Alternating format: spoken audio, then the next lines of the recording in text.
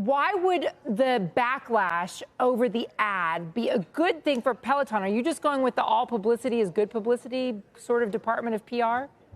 No, but if you look at Peloton, I mean, they've got a challenge, right? How do you get consumers to fall in love with the brand? It's got a $2,000 plus price tag, and the biggest barrier for them is, will I buy this thing and will I use it?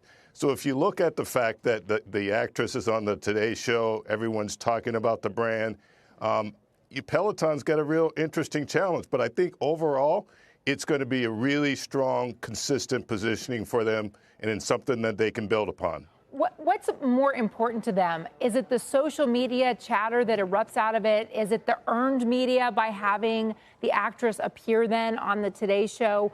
What's really the driving factor that you think this could be an immense silver lining?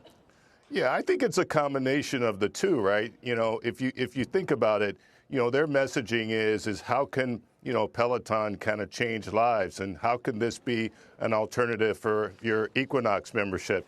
And so being at the center of that dialogue, really focused on being part of the conversation during the holiday time frame where people are out buying gifts, I thought it was a brilliant casting, and the ultimate result's going to be very positive for them.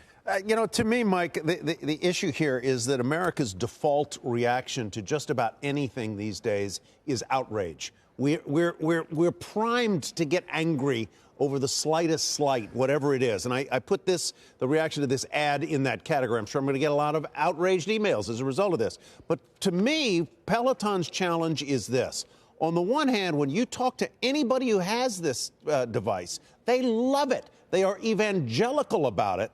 But on the other hand, this is not a device, it seems to me, that has a wide moat around it. Lots of other people, from Life Cycle to Nautilus to whomever is still in business, could build fundamentally the same thing.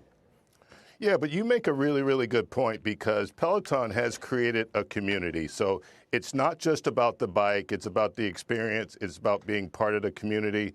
And, you know, as you mentioned, oftentimes consumers, irrespective of what you say, there are going to be some backlash in this world and time that we live in.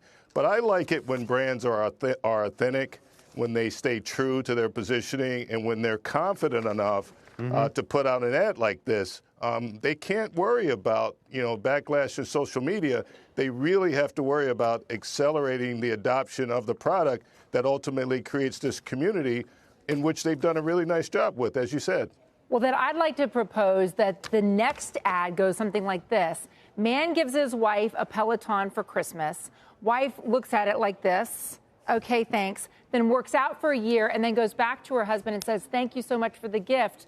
I've met my new boyfriend because of this, and now I'm leaving him and he's a billionaire. Do you think that could work for Peloton? I doubt if we're going to see that, Contessa. It's okay. Fertile imagination there, Contessa. In all seriousness, I'm not trying to be an ad exec here, but in all seriousness, is there something that more generally companies can do intentionally to create outrage so that they get some of this broader brand recognition? You know, I don't think that works either. I think, again, authenticity is really the key. And if you look at the ad, it's you know, Peloton has really tried hard to communicate that, you know, this is an alternative. This is being part of something bigger than just a bike. It's about being part of this whole fitness revolution.